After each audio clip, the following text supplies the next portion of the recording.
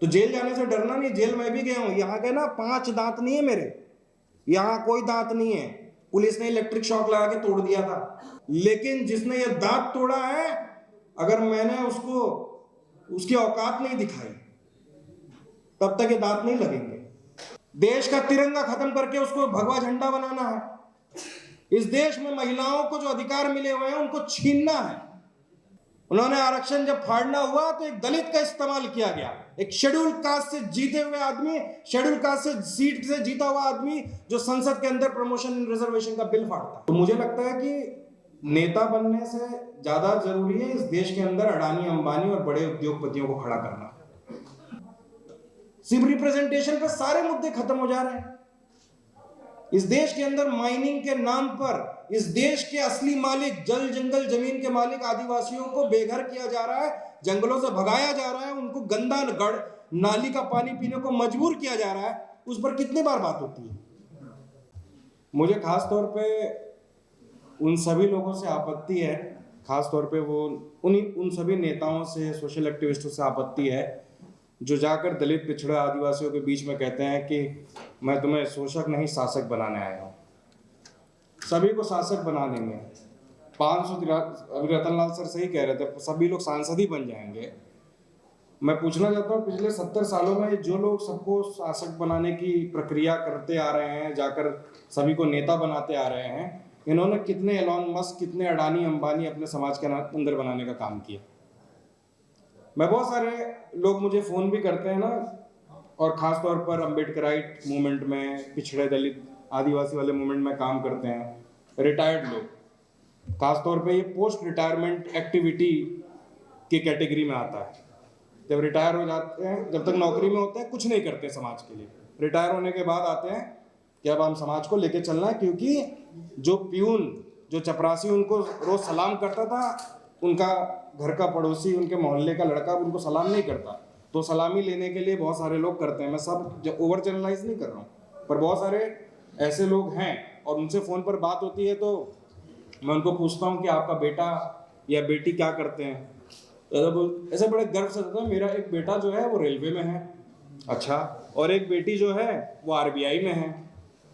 तो इससे मेरा क्या लेना देना, आपका एक बेटा रेलवे में है, एक बेटी RBI में है, कोई बेटा आपका CGL का एग्जाम क्रैक करके बैठा हुआ है। ये समाज की सफलता थोड़ी ना है, ये आपके परिवार की सफलता हो सकती है। इससे आपको मोटा दहेज मिल सकता है, आपका पड़ोसी आपसे जल सकता है, लेकिन इससे समाज का कोई भला होने का काम नहीं हो रहा है। कोई मुझे ये नहीं बोलता फोन करके कि मेरा बेटा आर्टिफिशियल इंटेलिजेंस में कोई एंटरप्रेन्योरशिप कर रहा है, या मेरे किसी बेटे की या बेटी की कंपनी IPO में लिस्टेड होने जा रही है। क्योंकि आप लोग नहीं जानते, मोदी कितना भी ताकतवर हो, it will take 48 hours for Adani and Ambani to replace him. अगर वो लोग चाह लेंगे तो 1 जनवरी को सुबह इस देश के अंदर एक नया प्रधानमंत्री होगा।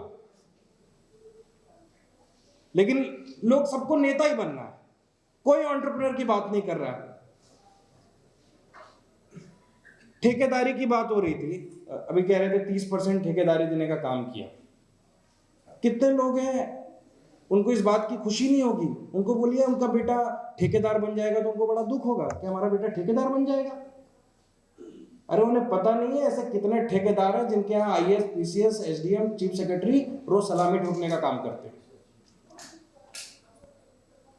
सामाजिक बराबरी की लड़ाई में हम अपनी आर्थिक मजबूती को भूल चुके हैं पूरी तरह से।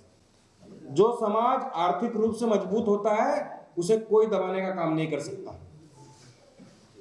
शंभू भाई हैं, मैं कहता हूं नेशनल दस्तक बहुजन मीडिया या सबल्टन मीडिया का एक पायनियर है, जो सबसे पहले उन्होंने ये लकीर खींचने का काम किया कि आपको जाकर किसी आज तक के यहाँ, किसी जी न्यूज के यहाँ गिड़गिड़ाने की जरूरत नहीं है। आप अपना चैनल खुद खोलकर अपने समाज की बात बताने का काम कर सकते हैं। मैं पूछना चाहूंगा कितने उद्योगपति हमारे समाज के अंदर होंगे जो ऐसा 10-12 तोले का सोना पहनकर घूमते हैं कि आपको कभी 1 लाख रुपए या 10 लाख रुपए का चेक दिया होगा कि बहुत अच्छा काम कर रहे हैं आप समाज के लिए, आप ऐसा काम करते रहिए, कभी नहीं मिलेगा। अभी भाजपा के एक प्रदेश अध्यक्ष ने, कोई क्या नाम है उनका, चौधरी जी, जो महाराजगंज से सांसद है, वो आते ही उन्होंने एक आवाज उठाई कि ब्राह्मण समाज का बैठक नहीं चलेगा, क्योंकि भारतीय जनता पार्टी सबको साथ लेकर चलने का काम करती है। ठेका कहाँ जाता है? चित्रा त्रिपाठी के पास। चित्रा त्रिपाठी इंटरव्यू लेती है और उनकी बदिया को देड़ कर रख देती है और उस पूरे इंटरव्यू में चुप रहते हैं। ये पावर है उनकी।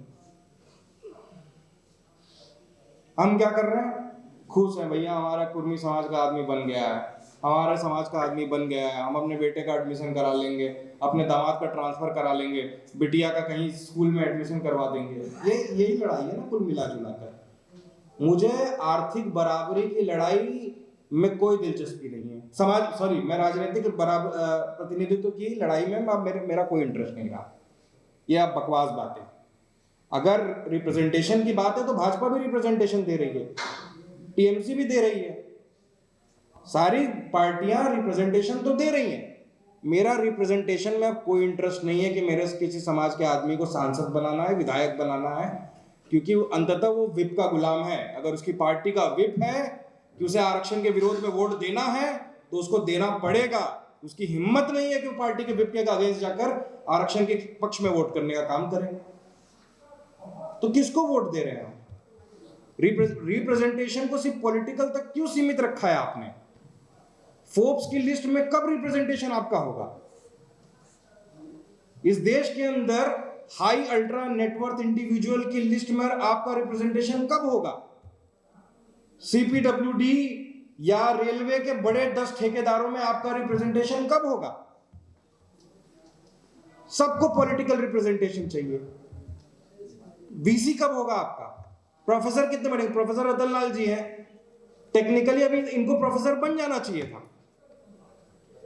एलिजिबिलिटी के अनुसार, लेकिन अभी तक नहीं बन पाए। कारण क्योंकि वो जानते हैं कि ऐसा आदमी जब प्रोफेसर बनेगा, ऐसा आदमी जब वीसी बनेगा, मैं तो इनको दबंग प्रोफेसर मानता हूं पूरी तरह से। आपने देखा होगा वही एटीट्यूड दलितों के अंदर, पिछड़ों के अंदर, आदिवासियों के अंदर होना चाहिए। बहुत सारे सबको लगता है बाबा साहब अम्बेडकर के बारे में बात कर लिया, काम हो गया। ट्राइबल के बारे में कौन बात कर रहा है? सिर्फ आरक्षण पर बात कर रहे हो क्या?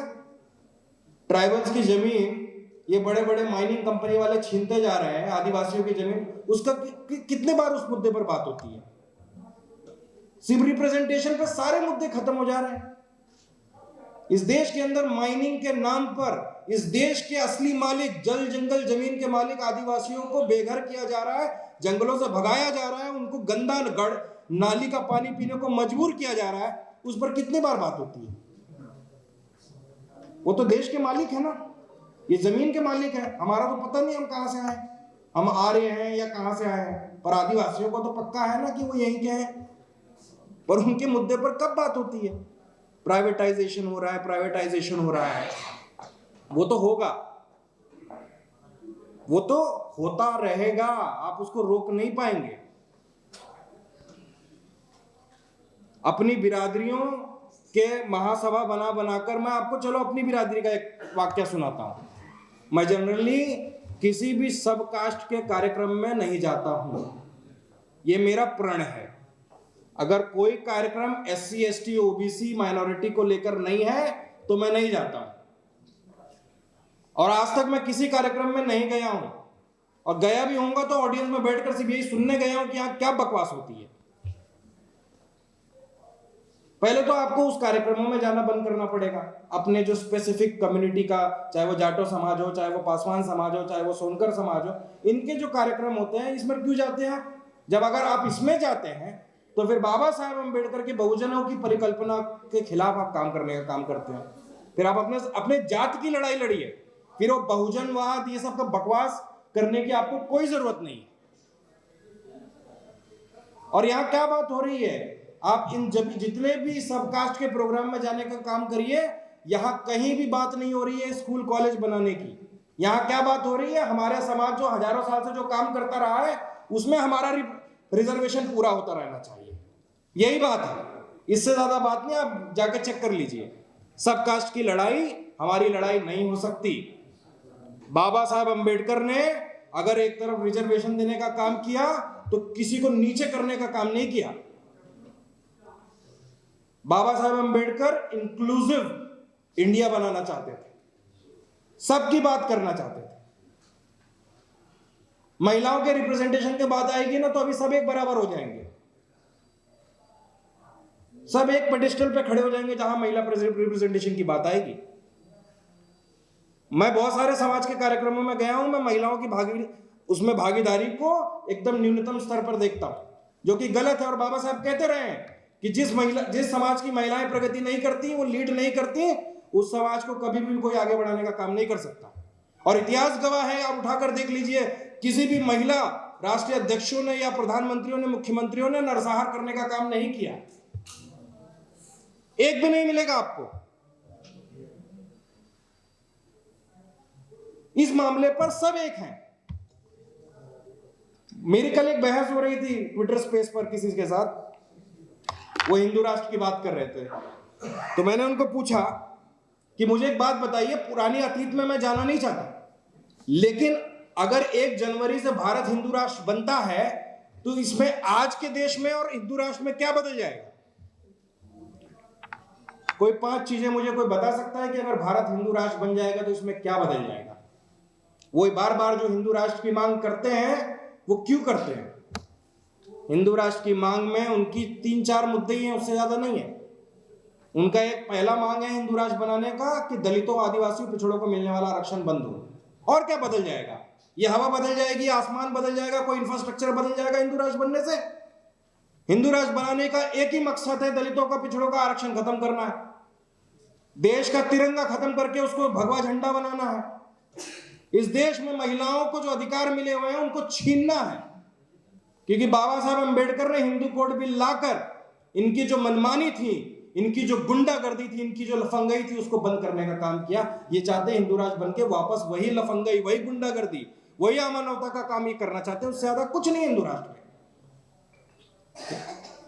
नाम बदलने से हवा, पानी, देश का दीवार या कुछ नहीं बदल जाएगा, लेकिन इनकी दिक्कत है कि, और ये शर्म की बात है कि इसी देश के अंदर बाबा साहब अंबेडकर का ग्वालियर में पुतला फूंकने का काम किया गया। क्या रामनाथ कोविंद ने उस पर कुछ कहा? क्या मोदी सरकार में बैठे बाबा साहब अंबेडकर की फोटो लगाकर मंत्री बनने वाले, विधायक बनने वालों ने कभी इस पर बात को कुछ कहा? तो ये जो रिप्रेजेंटेशन की लड़ाई है ना, इससे आपको बाहर निकलना पड़ेगा। बहुत छोटी लड़ाई है, बल्कि मुझे तो लगता है इस रिप्रेजेंटेशन की लड़ाई ने हमारी लड़ाई को कमजोर किया है कि दलालों को लाइसेंस दिया गया हर पार्टी की तरफ से कि जाओ अपने समाज को बेचने का काम करो।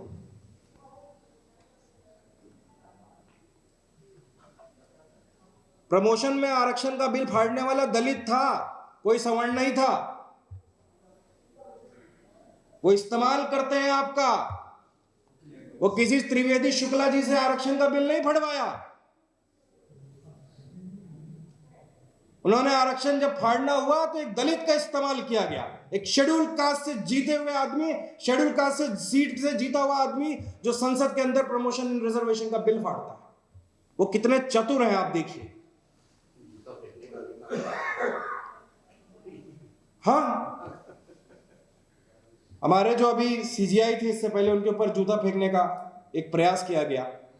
आप सोच सकते हैं, आप ये काम बागेश्वर या अनिरुद्धाचार्य जैसे लोगों पर करके देखिए, आपके ऊपर एनएसए नहीं लग गया तो कहना।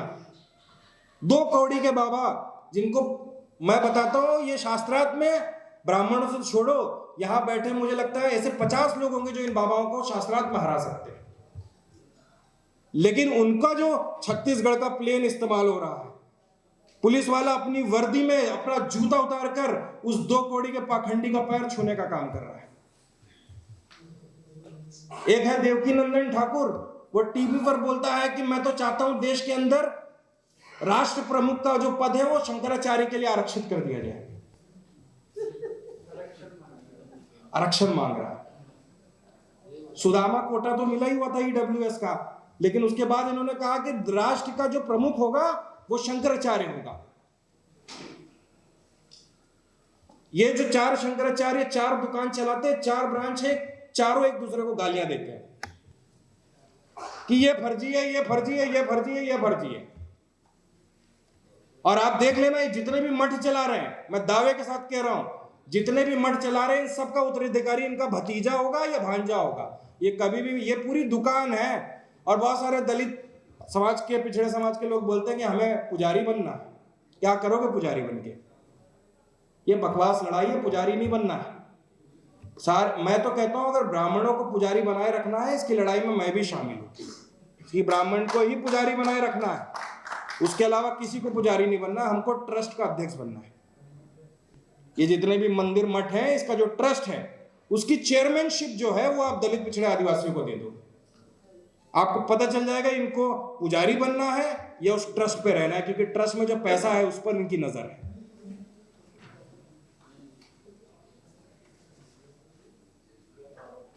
मैं बोलना बहुत कुछ चाहता हूं, लेकिन मुझे लगता है कि समय की कमी है और मुझसे पहले बोलने वाले वक्ताओं ने बहुत कुछ बोल दिया है। तो इसके लिए मैं कह रहा हूं कि सबको मीडिया में ये सांसद विधायक बनने का सपना छोड़ो। बहुत सारे लोग हैं बनने वाले। आप सोचो कि अगला 5 मीडिया टाइकून हमारे समाज से होना चाहिए। नेशनल दस्तक टीवी चैनल क्यों नहीं हो सकता? क्या समाज में 100 करोड़ वाले 10 लोग नहीं है? क्या 1000 करोड़ रुपए लगा दे चैनल क्यों नहीं बन जाएगा? मैं आपको स्टार्टअप का बताता हूं, आप चौंक जाएंगे कि पिछले 1 साल के अंदर $3 बिलियन स्टार्टअप में इन्वेस्ट हुए और डूब गए, और उसमें एक भी दलित नहीं था। वो अपनी फर्जी कंपनियों पर भी 2400 करोड़ 3500 करोड़ इन्वेस्टमेंट ले लेते हैं। लेकिन आप अपने समाज के किसी बच्चे को आगे बढ़ाइए ना, वो एआई में कुछ करना चाहता होगा, वो आर्टिफिशियल इंटेलिजेंस में कुछ बनाना चाहता होगा, वो चाहता होगा ड्रोन टेक्नोलॉजी में कुछ कर दे। सभी को अपने बच्चों को आरबीआई में, रेलवे में शिफ्ट करना है। सबको कंफर्टेबल जिंदगी चाहिए। आपको कंफर्टेबल जिंदगी चाहिए तो क्या हमने ठेका ले रखा है लड़ने का? भाई रतन लाल जी ने ठेका ले रखा है क्या? शंभू जी पागल है क्या? यहाँ मोबाइल लेकर मेहनत कर रहे हैं, जाके किसी भी चैनल में काम करेंगे 5 लाख रुपए तनख्वाह देगा। मुझे लगता है यहाँ सबसे कम उम्र मेरी है। मैंने अपना तो करियर ही खत्म कर लिया, मुझे कोई नौकरी नहीं देता। आपको पता है पूरे भारत में, मीडिया तो छोड़िए, एक नॉर्मल व्यक्ति भी मुझे नौकरी नहीं देता।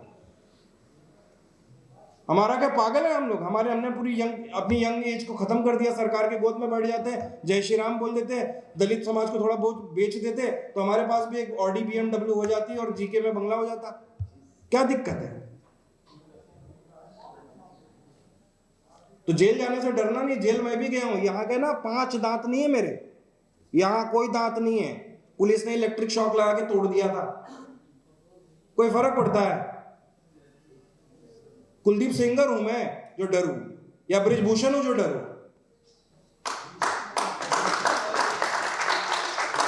और मैंने कसम खाई है 5 दांत नहीं लगवाऊंगा। पिछले 6 साल से एक तरफ से खाना खाता हूं, लेकिन जिसने ये दांत तोड़ा है, अगर मैंने उसकी औकात नहीं दिखाई तब तक ये दांत नहीं लगेंगे।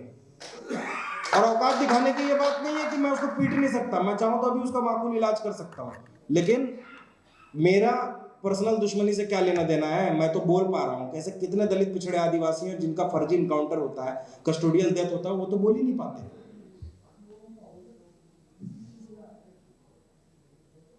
तो मुझे लगता है कि नेता बनने से ज्यादा जरूरी है इस देश के अंदर अडानी, अंबानी और बड़े उद्योगपतियों को खड़ा करना। अगर हमारे समाज के 10 लोग बिलियनर बनते हैं तो हम कम से कम 50 सीट राज्यसभा की तो खरीद ही लेंगे और अपने पॉलिसीज को लागू करने का काम करेंगे। क्या लड़ने की जरूरत क्या है? वो थोड़ी ना लड़ रहा है। अडानी अंबानी का समाज आके लड़ रहा है क्या रोड के ऊपर कि हमें न्याय मिलना चाहिए, हमें ये मिलना चाहिए, वो मिलना चाहिए? उन्होंने अपने समाज के 10, 15, 50 लोगों को खड़ा कर रखा है। वो एक फोन उठाते हैं, भाई हर पार्टी के 10-10 राज्यसभा हमें चाहिए। फिर उनको अरावली की पहाड़ियां भी मिल जाएंगी, उनको मुंबई का धारावी भी मिल जाएगा, उनको सब मिल जाएगा। क्या दिक्कत है? किस मुगालते में फंसे हुए हो? मैं इसलिए कहता हूं आर्थिक रूप से मजबूत होना ही सबसे बड़ा काम है। हम अगर आर्थिक रूप से मजबूत होंगे तो अपना मुख्यमंत्री भी बना लोगे, अपना राष्ट्रपति भी बना लोगे, अपना चाहे तो सुप्रीम कोर्ट के अंदर जज भी बना लोगे, कोई दिक्कत नहीं है। तो लड़ाइयां बहुत है, बहुत सारी हैं। सिर्फ पॉलिटिकल सब मैं अपने समाज को शोषक नहीं शासक बनाना चाहता हूं, ये मोनोलॉग बस हो गया, अब नहीं चाहिए ये। और मैं अनुरोध करूंगा अपने समाज की महिलाओं से ज्यादा प्रतिनिधित्व अपना दिखाएं, ज्यादा मात्रा में आगे आए। आप लोग आगे आएंगे तो हम सब पीछे बैठने के लिए तैयार है, आपके पीछे चलने के लिए तैयार है। जय भीम, जय भारत, जय जोहार, जय समाज।